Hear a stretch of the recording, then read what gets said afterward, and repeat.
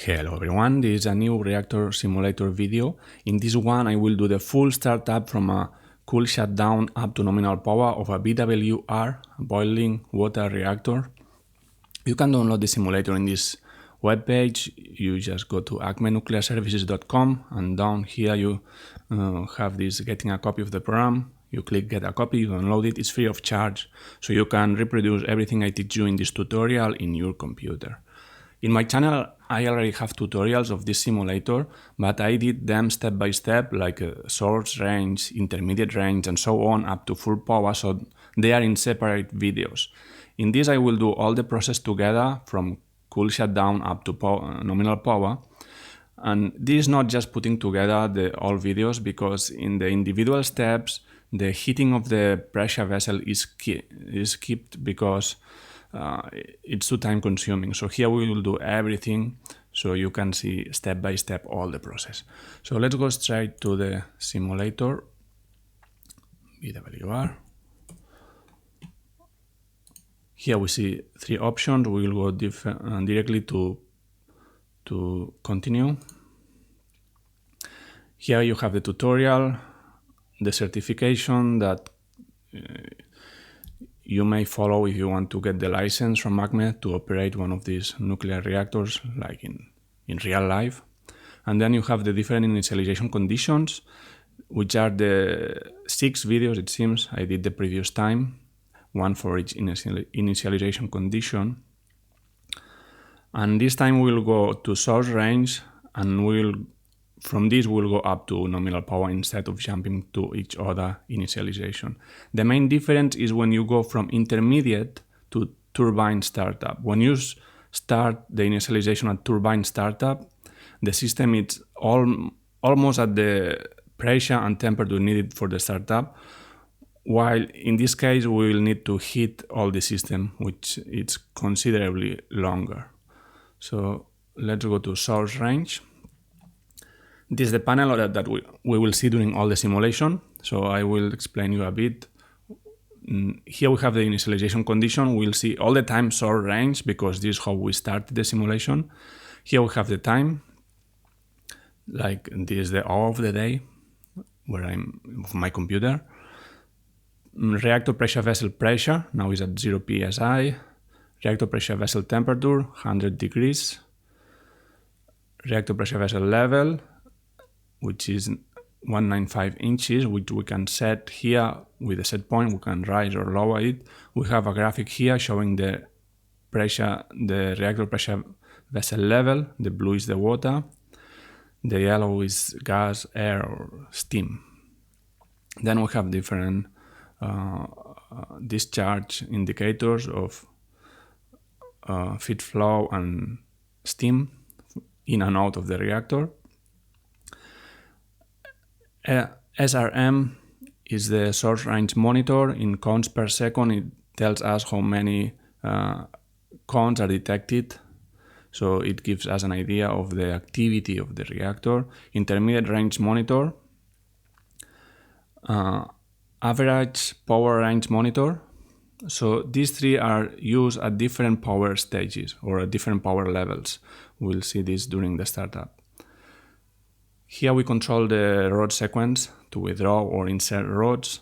As a SRM detector, here we can withdraw it from the reactor water. Recirculation control, we can raise or lower the speed of the recirculation pumps. And the turbine module, I will comment this later. And then here there is the generator module, in which we have the synchronization, voltage, and frequency. We have the manual scram here. In case there is some problem, we can just scram the reactor, which means insert all the control rods as quickly as possible to stop the reaction. We have the 3 modes of the reactor: run, startup, and shutdown. Now we are in startup. And the MSIV, which is the main steam isolation valve, which now it's closed. So because we are already in startup position, we'll go to withdraw rods. Rods in the group 219 can be withdrawn up to the position 16. So we'll just keep pressing out until we reach 16. and we'll stop.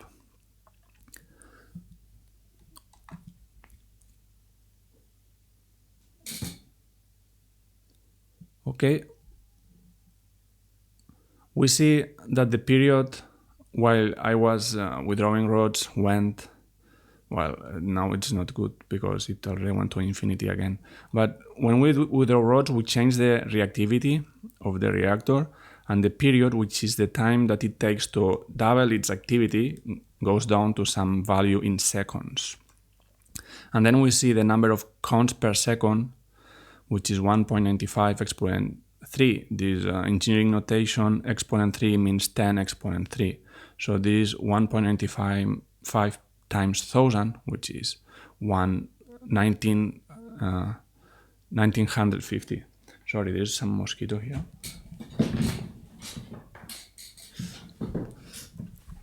Okay, let's continue withdrawing rods. We need to go to rod select and click next rod to withdraw. So the next is the 10, 11, and we see in the top the limit is 16. So we select it and we start withdrawing by clicking out. We check period, we see it's going to 160, 80, 60.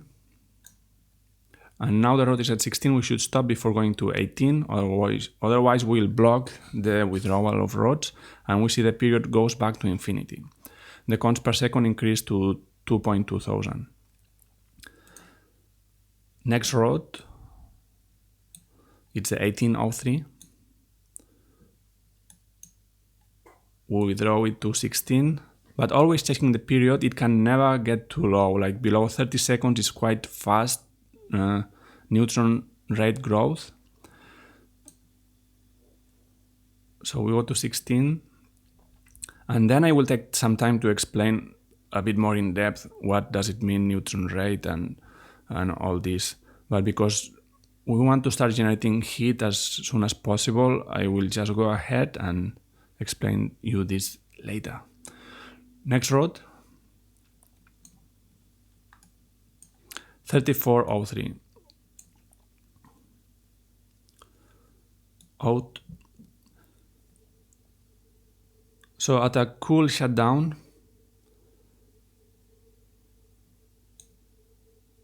the reactivity coefficient, which is noted as capital K EFF, it's around 0.95. Below 1, it means the reactor is not critical. And now you see the period went to 34 seconds. This is nice because now the counts per second are above 3000. It means this indicator KEFF, it's around 1. It means the reactor can sustain its reaction by itself, so we don't need to keep withdrawing rods to make this count per second number increase. And you see the IRM just came into scale. It's at 1% in the range 1. So very soon we'll switch to IRM and we'll withdraw the SRM detector from the water because it will be out of scale. We should withdraw the SRM detector when the counts per second are above 1 exponent 5. So this is 100,000 counts per second. So you see we're already at 20% of this value. When this happens, we'll go to SRM and click out here. So we withdraw it from the water. You see here in percentage water dry. Now it's at 0%.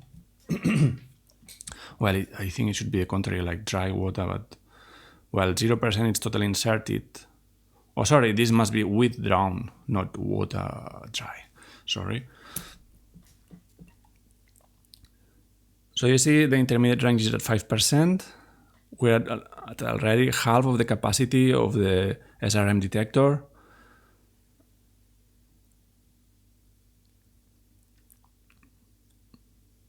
And basically why we changed from the source range to the IRM is because we get out of scale. So this detector cannot be successfully used anymore to monitor activity. That's why we have the intermediate range with different ranges. There was a control rod withdrawal block because of an SRM upscale. Okay, so now we'll withdraw the SRM detector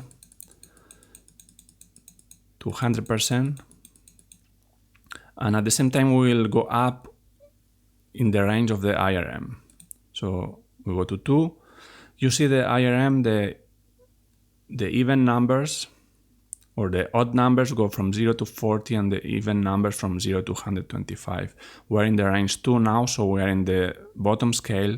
We're at 50% more or less. So it means the IRM will, because it has 10 ranges, it will go 5 times from 0 to 100 before jumping to the average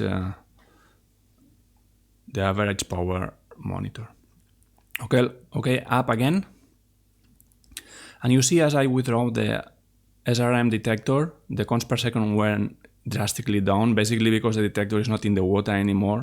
It's far away from where the reaction takes place. So counts are still increasing,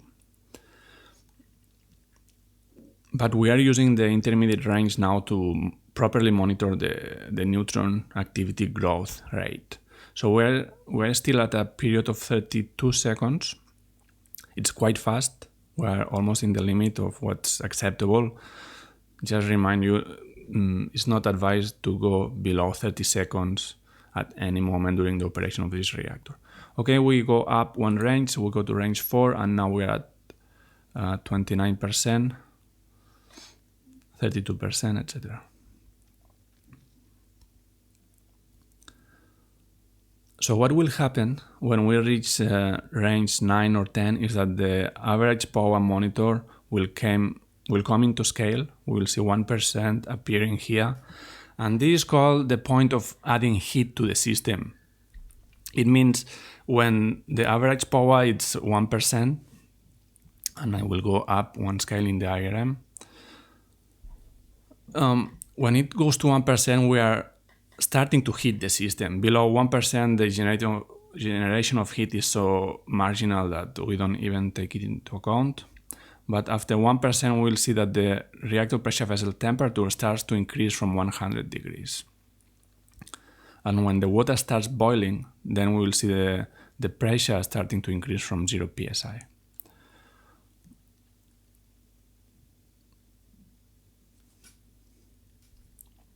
Okay, we'll go up one range. Let's go to range 6. And you see the period is quite constant during all this intermediate range at 34 seconds. We don't have yet negative feedbacks, but we will have several negative feedbacks in the next stages. The first negative feedback will be the fuel temperature. As we heat the nuclear fuel, it gets less reactive, so the period will start getting longer. When this happens, to compensate for this negative reactivity, we need to withdraw more rods.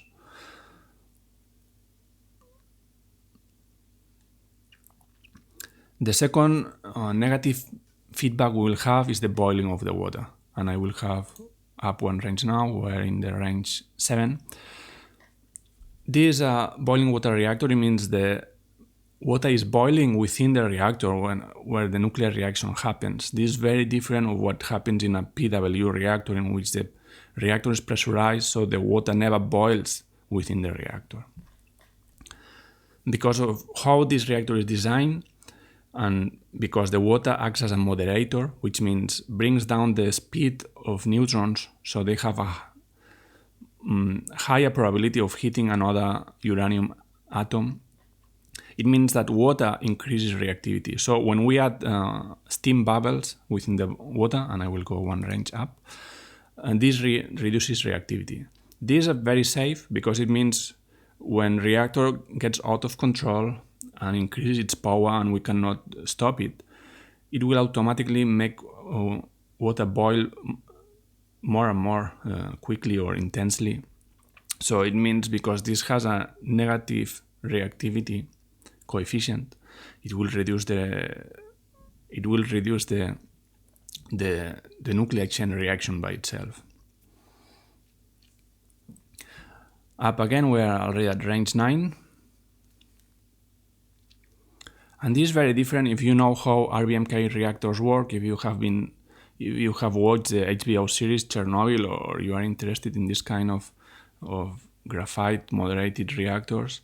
Those reactors have a positive void coefficient. It means the boiling of the water increases reactivity, which you can see it's very dangerous because it's a positive loop. When you get out of control, the boiling makes the power even higher. So in this reactor, exactly the contrary happens, which is very safe, because if you just walk away from the reactor in an emergency situation, the reactor in theory should regulate itself by the negative reactivity of the water. And you see now the period is going up to 60 seconds. As I told you, this is because the negative feedback from the fuel temperature. It's a pity that in this simulator we don't see the fuel temperature like in the RBMK simulator.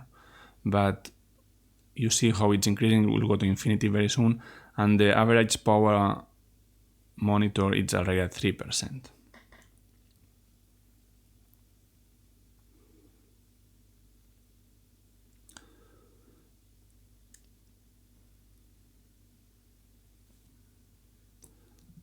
So past 1% in the average power range monitor, we can say we're already adding heat, and we can effectively see this in the reactor power vessel temperature, which is at 107 degrees and going up. But we will keep withdrawing rods to keep this a bit higher, so we speed up the process of heating up the reactor power vessel. Next rod, it's a 5827, and the withdrawal limit is, I didn't see, but it's 16.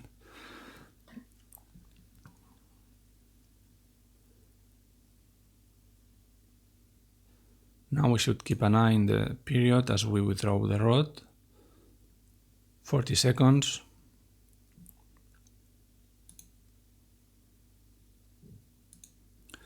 You see, even if you click up, now the range will not go up because it's the highest range, 10.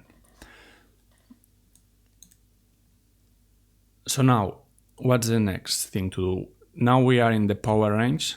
So if we follow the previous tutorials, this is the third video, I think.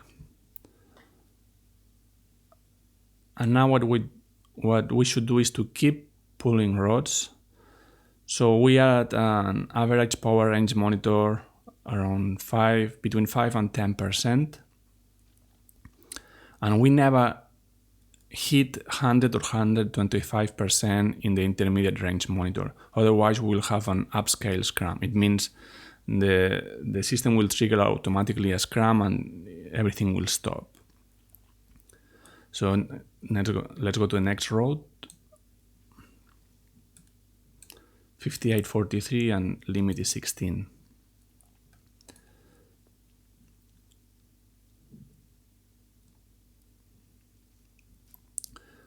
So this is a quite time-consuming step in the startup.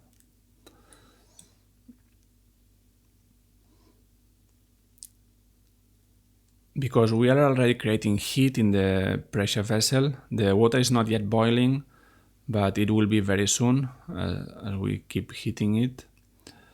When the water starts boiling, the period will go to infinity much faster, so it will be more difficult to keep up with the neutron activity. So we will need to keep pulling rods more and more often to keep this activity.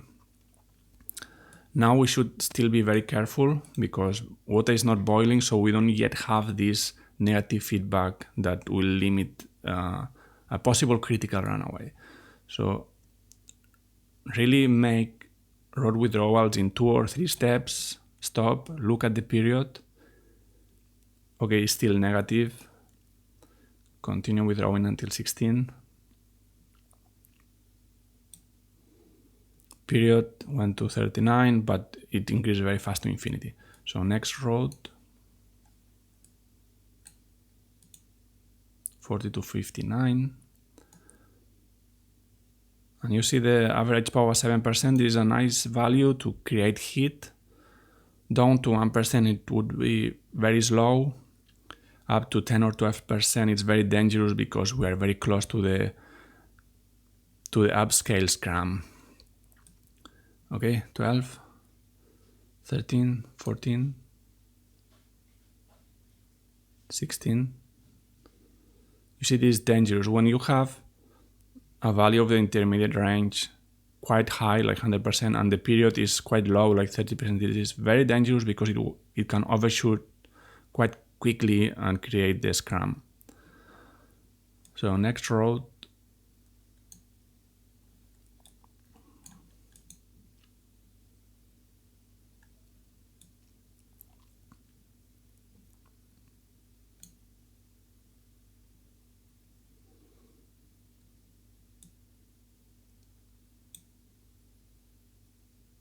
(14) and 16. And at this point, we can already open the MSIV valve because very soon water will boil, so it will start pressurizing the system. So I open the MSIV. I remind you, this means main steam isolation valve. So it's the valve between the reactor and the steam line that goes to the turbine. So now we are pressurizing not only the reactor, but the entire line up to the turbine. And then there is a valve in the turbine, so the turbine is not pressurized itself. Compared to the RBMK simulator, this is quite simple. You don't need to care about turbine vacuum and many things you need to care in that simulator. Here it's much more simple, really. Okay, let's keep withdrawing the next rod. If you are going to pass the qualification exam for ACME 1851, the sequence you need to learn by heart. So you don't have this chart in which it tells you which is the next rod.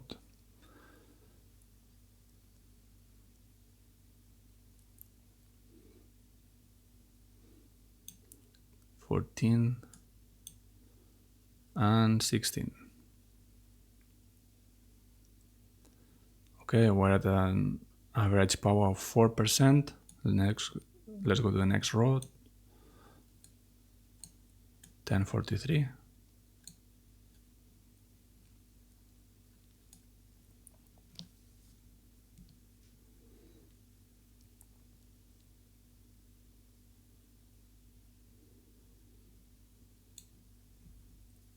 Okay, this is too low, 12 seconds, so I will insert it back in. Otherwise, there is a big risk of overshooting the intermediate range. Okay, now we are at 60 seconds, it is much more safe. And when it stabilizes, I will go back to position 14. So don't be afraid if you realize you overshoot withdrawing a rod and the period goes below 20 or 30. Just click in very quickly and it will stop the reaction quite fast. Okay, let's go to 16.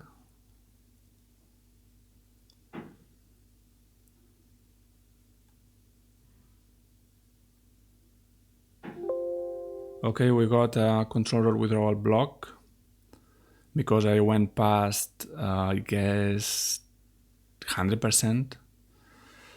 But the upscale scrum happens at 120. So this was quite dangerous. Just be careful not to hit like high values around here, like 120%. Rod select. So if you are in the qualification, you are not allowed to click next rod withdrawal. You should know which one is it.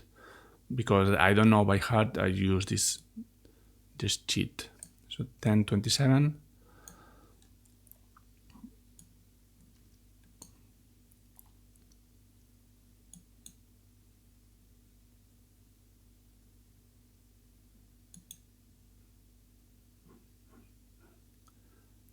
Now I'm being very careful because in the previous withdrawal we almost overshoot, so it means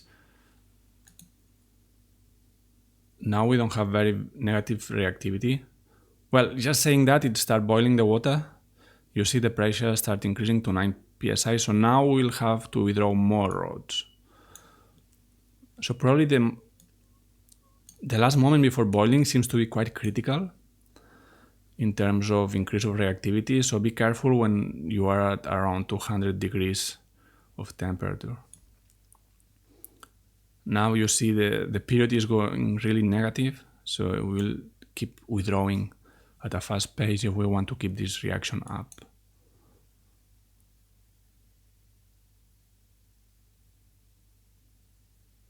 Okay, let's keep an eye because it's quite low now, 30 seconds.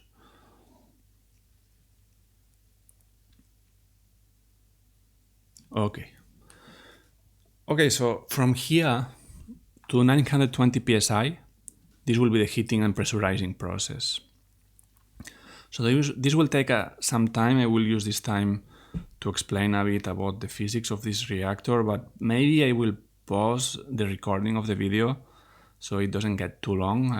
I will see how it goes. But you will see I'm not cheating because you can check the time here. So before after pausing, you will see how much time it passed in this clock here. So I will select the next road.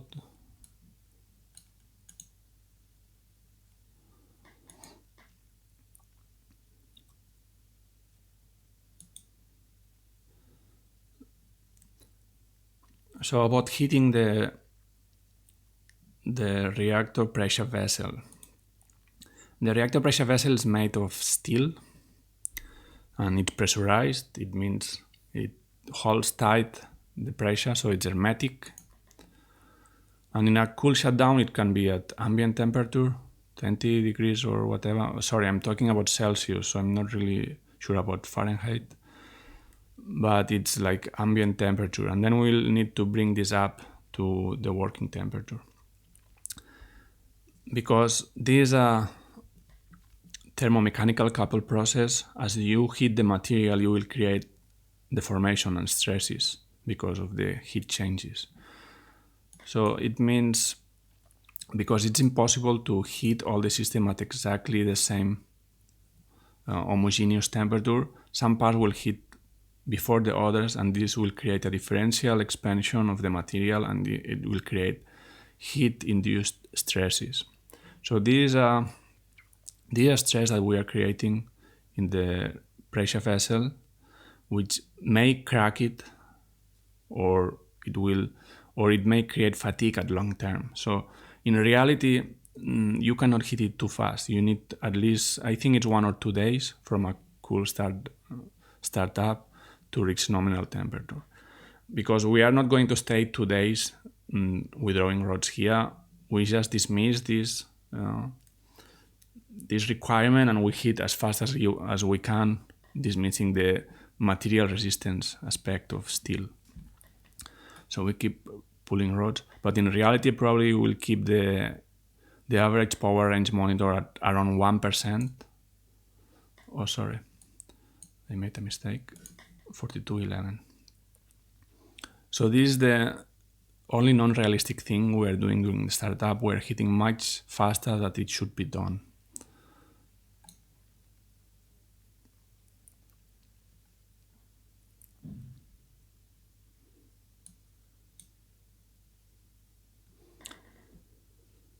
Then I will explain a bit what's the recirculation control.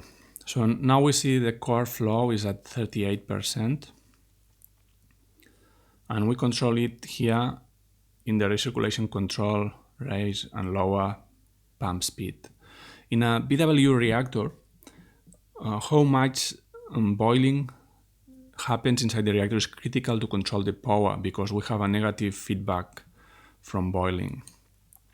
So to control how much boiling is happening, we have a control on the recirculation pumps of the core, which creates water movement within the core. So the more the core flow, the more quickly you remove the boiling bubbles from the core. So it increases reactivity. This is a key feature because it allows us to control power not only withdrawing or inserting rods, but also controlling this pump speed in the core. These pumps are mounted inside the core, so it means that this is a critical part of the reactor. If one pump stops working, it cannot effectively control the reactivity of the reactor anymore. So when one of these reactors is built, several extra pumps are installed just for redundancy, because if you just install the number you need and one goes bad, then you need to stop the reactor, which is very expensive. So I think if 4 are needed for a normal functioning of the reactor, at least 6 are installed, so 2 are just backups. Let's keep withdrawing rods. You see, as I talk, the power goes down very quickly to 1%.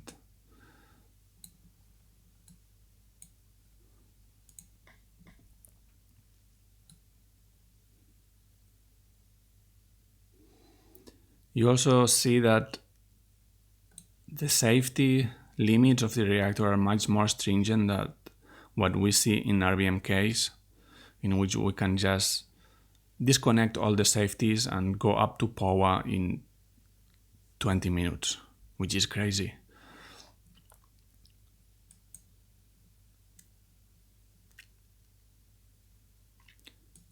Okay, we'll insert rods. I'm in a too low of a period. Okay, now it's under control. You see here they are not allowing us to go past 100 in the intermediate range, which is 10%, which is 10% in the average power, which limits the heating rate.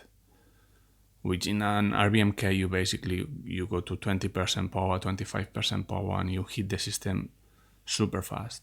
Also, because an RBMK is a channel reactor, you have less mass to be heated before you can spin the turbine with steam. So this also contributes to the fast startup times.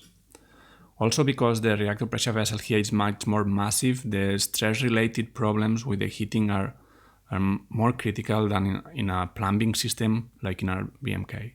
In an RBMK, the core itself is it's like a pyramid or a prism of graphite. So the pressurized system are just pipes going through this mass of graphite. So the graphite doesn't need to be heated or pressurized or whatever. So that's also why the fast you can bring up to power that reactor. Okay, let's keep withdrawing rods. 13, 14.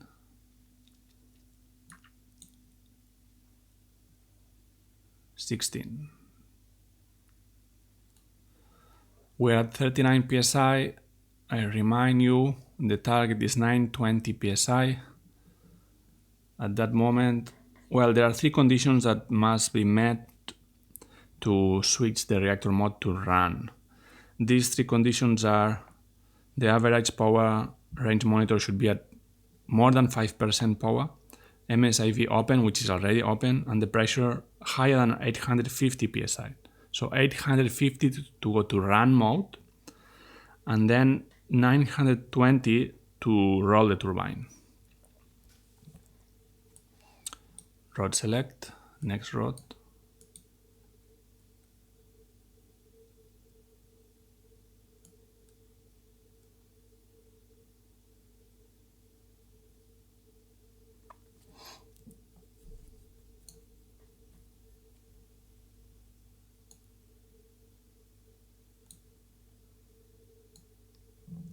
Next rod. If you look at the park of nuclear reactors in the world, roughly 75% are pressure water reactors, and the remaining 25, it's almost all boiling water reactors. So this accounts for almost 25% of the world reactors. It's not exactly like this. Of course, there are many more types of reactors, but roughly speaking, if we divide the reactors into 2 types, it's 75% pressure water, 25% boiling water. The average of boiling water reactors is that they have one less heat exchange. So the primary circuit, which is the circuit going through the reactor core, is the same as the one that powers the turbine. Because in each heat exchange we have a loss of energy. So this means that these reactors are usually more efficient and powerful than the equivalent PWRs. PWRs have 3 loops. So the first loop is the water that is contained within the containment building, goes through the reactor, is pressurized, and is at very high temperature. In the heat exchangers, which are inside the containment building, this water hits the secondary circuit or loop water, which is the water that will boil and spin the turbine. And then there is the tertiary circuit that condensates the water after the turbine. So you can see in pressure water designs, all the radioactive water is contained within the containment building, which is a more safe design, because if there is a local accident, so a loss of cooling accident within the primary loop, it's always contained within the containment building. But in a BWR like the one we are working now, the primary goes out of the containment because the turbine is too big to fit it inside the containment building. It means if there is a problem within the reactor with a loss of cooling, it will be contained within the containment. But if this loss happens in the turbine or the heat exchanger after the turbine, this radioactive water will be spilled into the atmosphere outside the containment. We'll continue with drawing. Pressure is at 48 psi, temperature 298 degrees.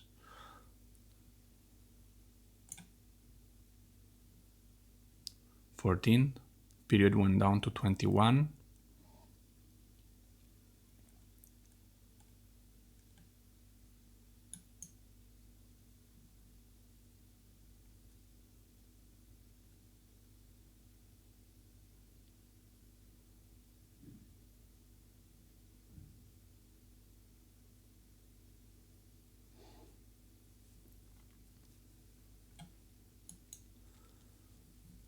And because of this different design, I told you it's more efficient because you only have one heat exchange between the primary and the secondary, which cools down the exhaust of the turbine. Typical electrical powers of BWRs are 1200 megawatts electric, while PWRs are slightly below, usually at 1000. So 20% extra power usually in reactors of third generation.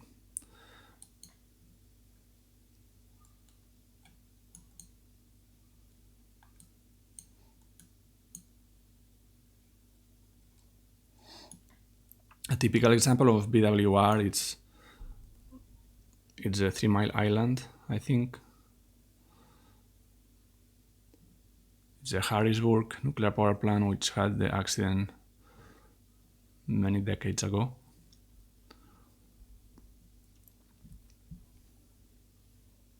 Okay, we'll keep withdrawing.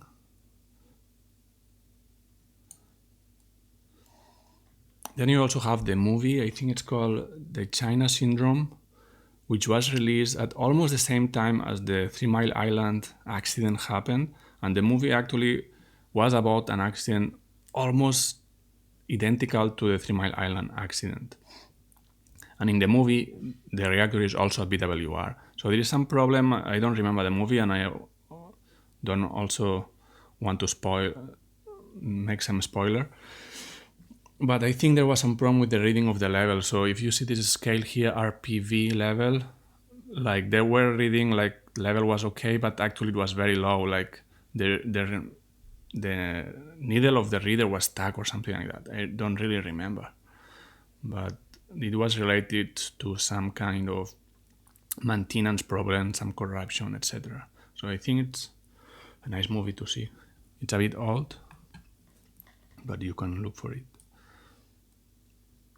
It's called China Syndrome because if a reactor melts, like it's not like it explodes because a critical runaway, it's because you lose the cooling capacity, so it starts heating so much that the fuel melts, and then it will go through the reactor vessel, through the containment, through the ground, and because it's so hot and creates heat itself, it will not stop, it will keep going down, and in theory, if it never stops, it will reach China. Well, this doesn't make much sense, because if you look at the planet, the opposite side of the US is more like Australia, not China. But anyway, it's far away in the other side, it's fine.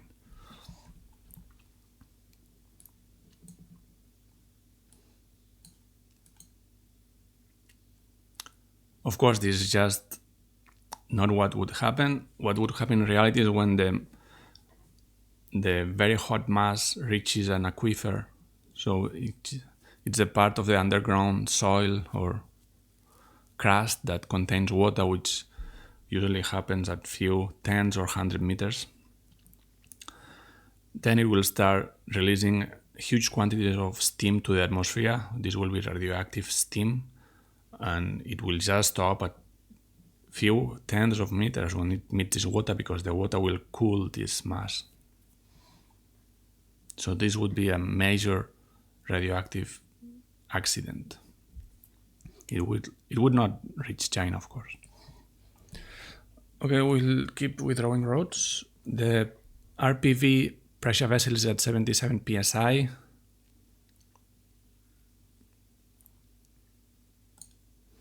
We're at 42 minutes of tutorial.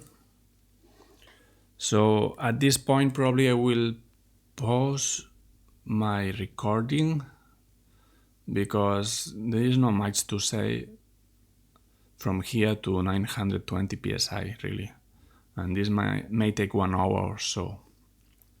So the next step, when we reach the conditions, like the reactor mode is in run and the pressure and temperatures are the correct, we'll go to a turbine, we'll spin up the turbine, and then we'll synchronize the generator, and then we'll continue increasing power up to nominal. I will withdraw one more rod, and then I will pause the video. Oh, I made a mistake now. I withdraw the rod to the position 18, which is out of range. The maximum for this rod is 16, so I need to insert it back.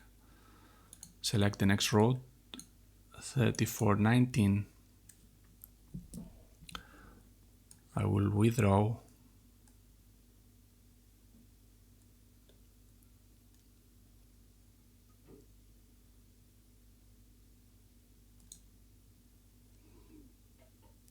Let's see a bit when the period stabilizes.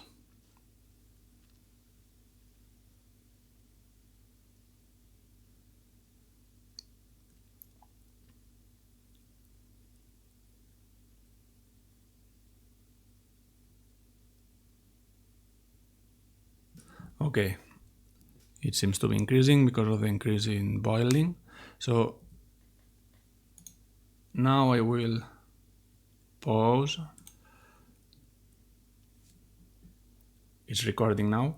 Okay, I will pause it now. Check the time, it's 11:25. We're at 44 minutes of simulation. I will be back when the pressure is close to the turbine's roll up. See you later. Bye. Hello everyone, I'm back.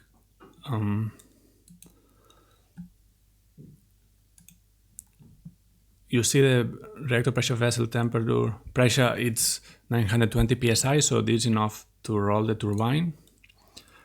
We can also switch to reactor mode as soon as we have the power higher than 5%, because there are three conditions to switch to run mode. It's average power higher than 5%, MSIV open, and pressure higher than 850.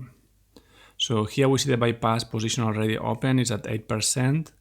I will withdraw rods. This group of rods is withdrawn up to 8, number 8.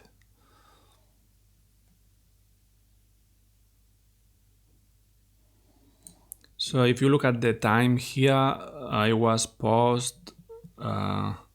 I started at 11:25, now it's 12:01, so 36 minutes. During these 36 minutes I was pulling rods non-stop until the pressure got to 920. And many of the groups were up to 48 positions, so you will see the position changes during the withdrawal sequence. So we'll go to the next one.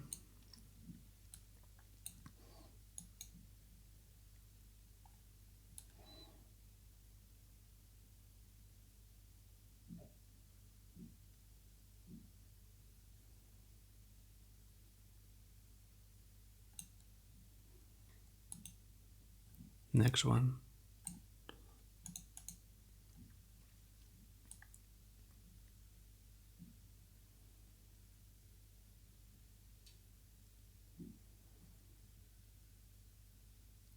While before the pause in the video, I had to be very careful with the period, with the group of rods that you withdraw until position 48, you never go past 5% of power. So you just keep withdrawing rods, and because of the negative reactivity of the boiling, there is not that danger as before. So let's continue withdrawing. You see here the reactivity is so high, and we also have the bypass open, which doesn't allow the pressure to increase. It means the boiling is increasing now, and we get the power down to 0. So we need to keep withdrawing rods until we get a power of 5%.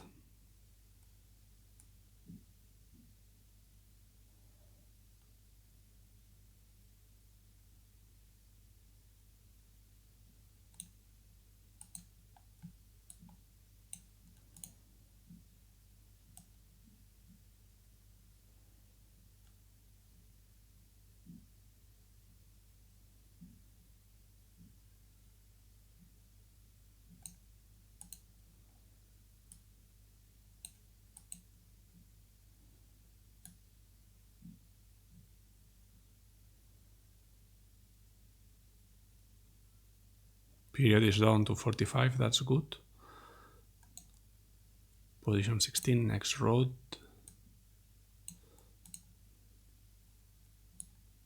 Power is 1%, so we are back in range in the average power range monitor.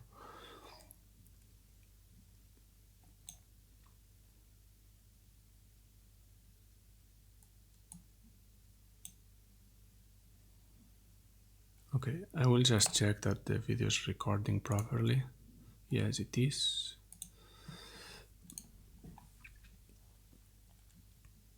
%, 4%. And once we are above 5%, we can go to the run mode. 5%.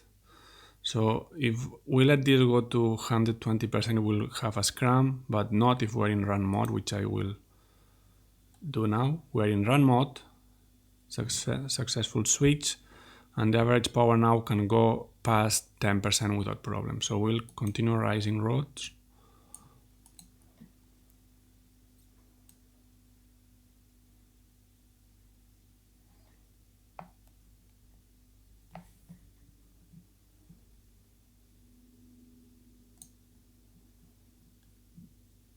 Bypass position is at 52%.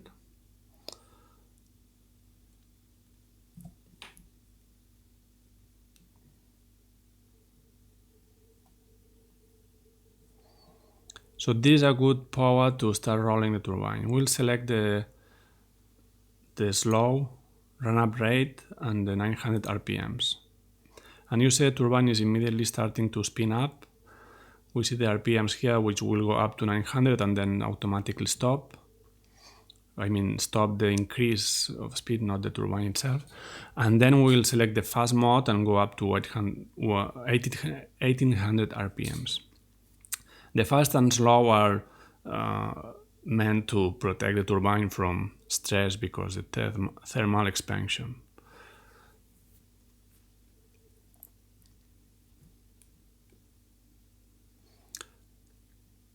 I'm happy with this power, so I will not withdraw rods, but I will select the next one to be ready. So a power between 8 and 10% is okay for the turbine roll up, but as far as we don't hit the 100% of bypass position is good. We are just wasting energy, but it will not bother us in the procedure.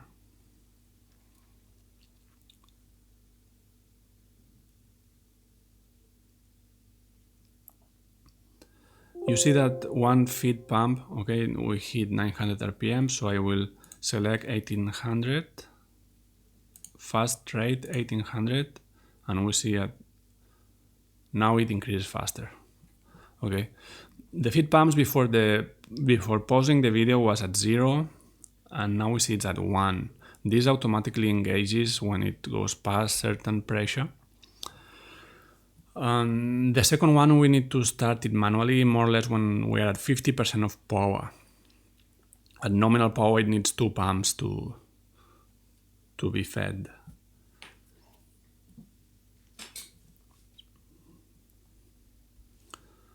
Once the turbine is synchronized, once it is at 1800 RPMs, which is nominal speed, next is the synchronization of the turbine. We need to check the generator sync, which is this angle in degrees here. This is the difference between the generator position and the grid position, because we are in an alternate current. We need to synchronize before connecting the generator to the power grid. To synchronize, we need to be in a positive rate. Now we are in a negative rate. It means the generator is slightly slower than the grid. So with the governor load set here, we can raise. By clicking here, you see the generator frequency slightly changes. It's still slow. Here we need to be very fine, making fine adjustments.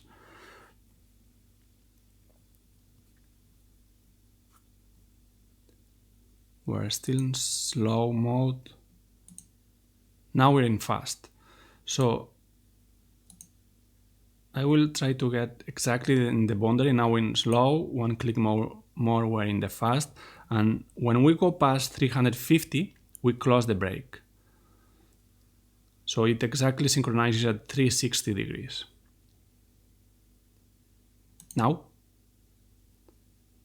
it's synchronized correctly. We see the megawatts generated are 80, and the frequency is 60.01 Hertz. Generated volts, 22 kilovolts. So at this point, we can start raising power. Or actually, we can raise the governor load set. Now it's at 7%, so it only generates 7% of the nominal, and the extra steam kinetical energy or pressure, it's wasted in the bypass. So that's why the bypass now is close to 40%, and it will close further as we raise the governor set. So we start raising the governor set, we see the bypass closing.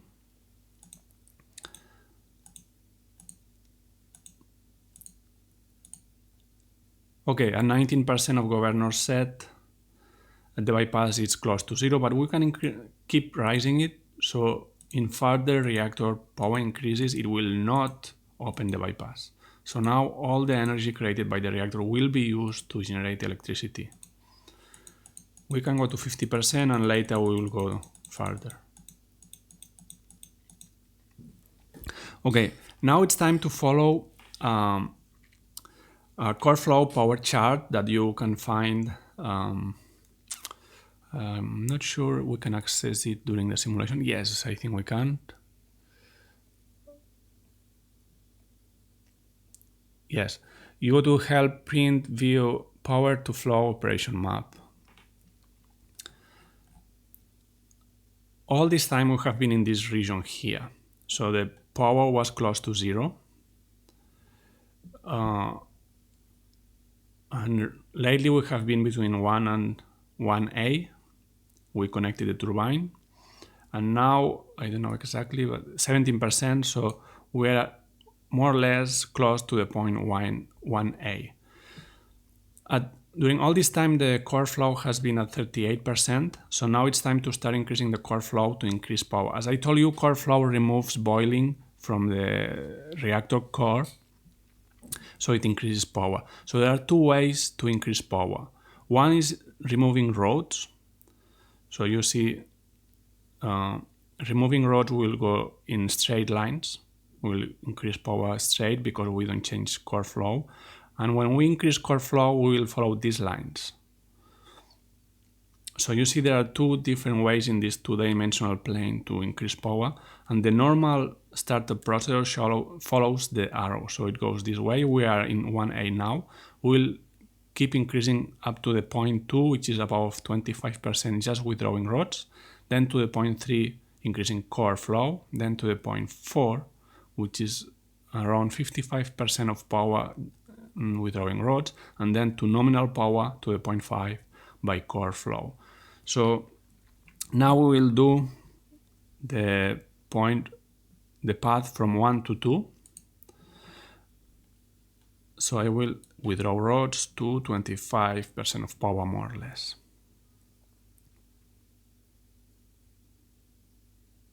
And you see how the generated electricity increases. Now we are at almost 200 megawatts, 200 now.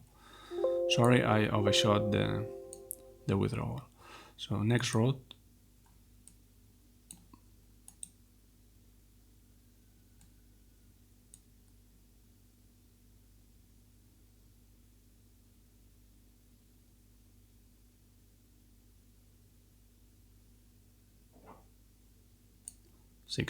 Next rod.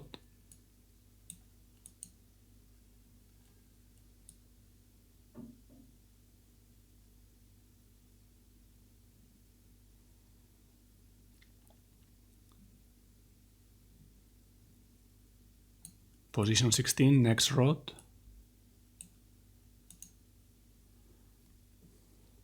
And you see the power is already 24%, so we will just withdraw a bit this rod,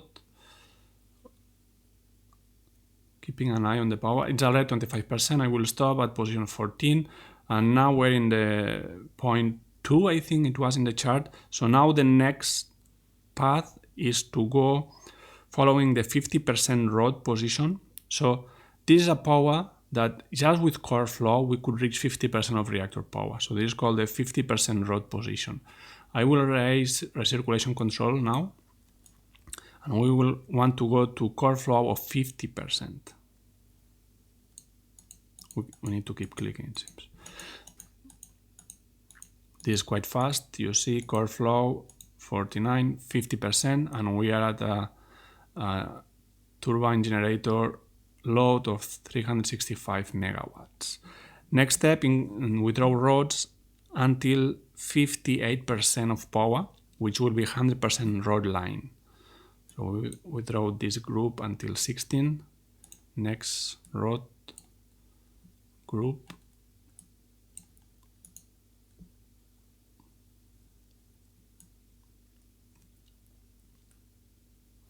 You can follow any path you want in the chart core flow power. You can experiment different paths, but this is a standard one used in operation.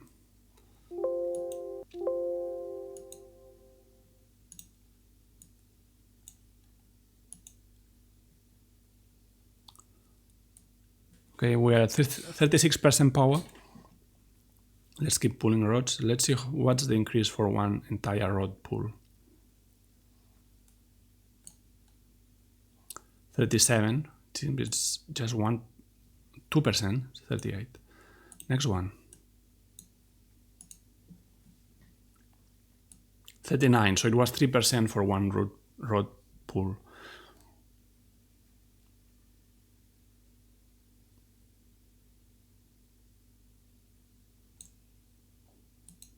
Next one. This one from 39 to 41, so this was 2%.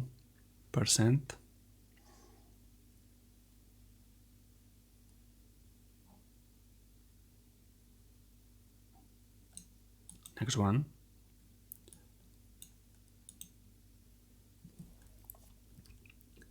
This one from 41 to 45, so this was 4%. You see the reactivity impact of each rod changes. This is very complex. It depends on the geometry of the reactor, on the boiling, on the withdrawal sequence. The sequence of the withdrawal is carefully designed to maintain the most homogeneous possible reaction within the reactor.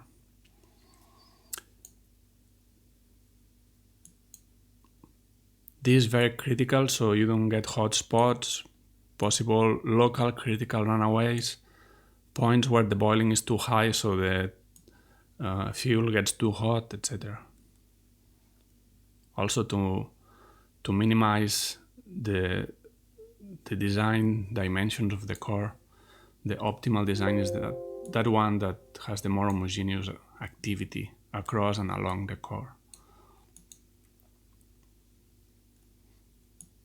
Okay, we're already at 55% of power. So at this point in the plot, we are in point B. So now we're in the 100% rod line. We can reach nominal power just increasing core flow. Okay, so we go to the recirculation control and we start raising pump speed. And we see the core flow is indicated here in the APRM.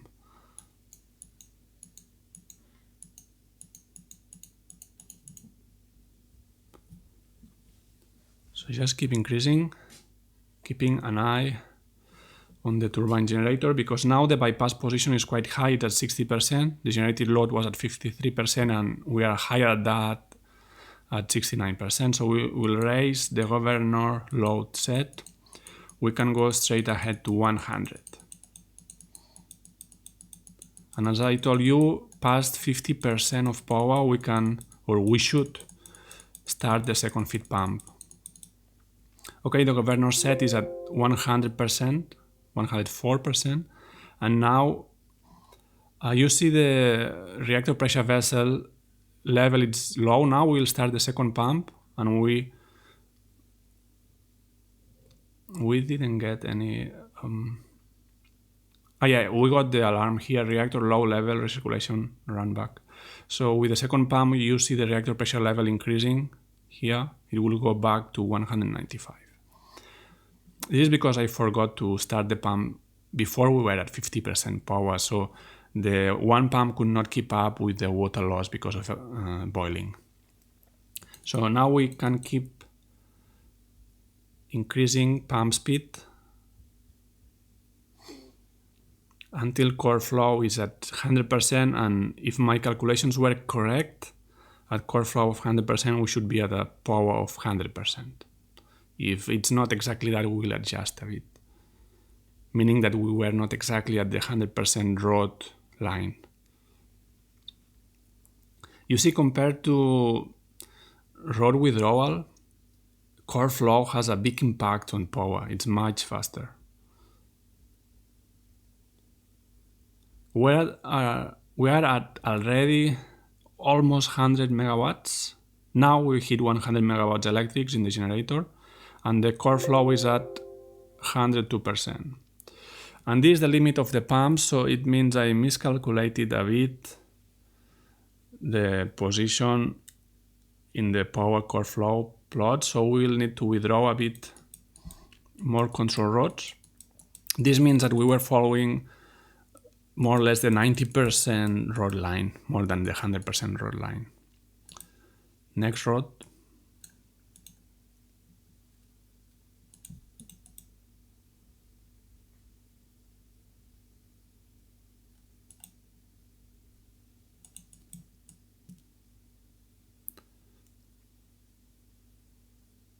I will lower the pump speed, so we are at a core flow of exactly 100.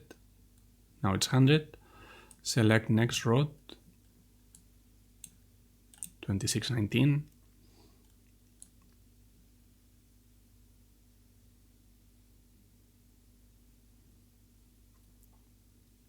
And we just hit the RPV pressure of 1000 psi. Sorry, I overshoot the withdrawal. It's 16. Okay. Next rod, 3427.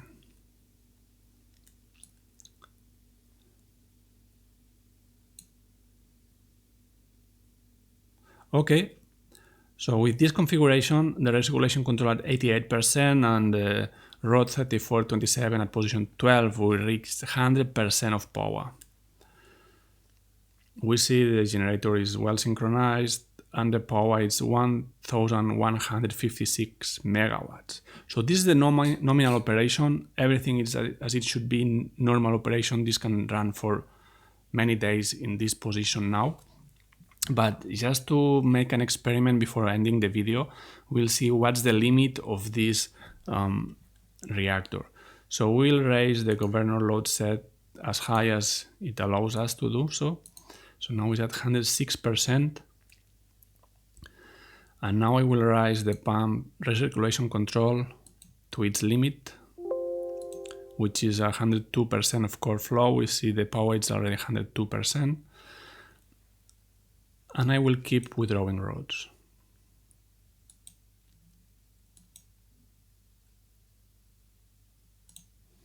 Next rod.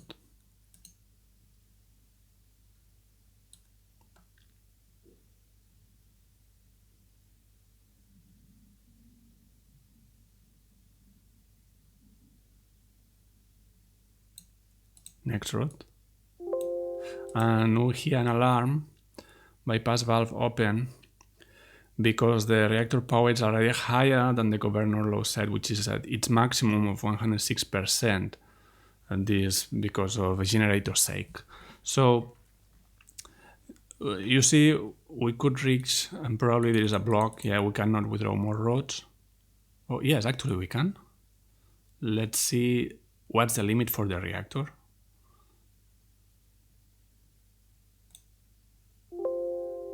Control rod withdrawal block. The reactor is at 110%, the bypass position at 20%. So here we are just wasting energy, but it was just to check what's the limit of the reactor. I will insert a bit or lower the pump, recirculation pumps, and insert this rod.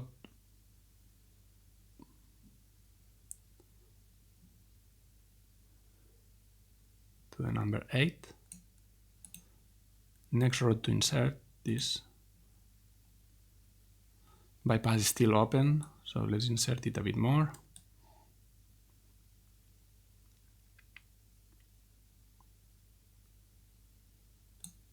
Okay, position 10. Bypass probably will close now. Yeah, it just closed. Position, the power is at 105. So you see you can perfectly generate 1200 megawatts of electricity at slightly above the nominal power without wasting anything through the bypass. Okay, so that's it. For me, it was 1 hour 43 minutes, but I paused it during 36 minutes, so I guess the video will be just a bit more than 1 hour.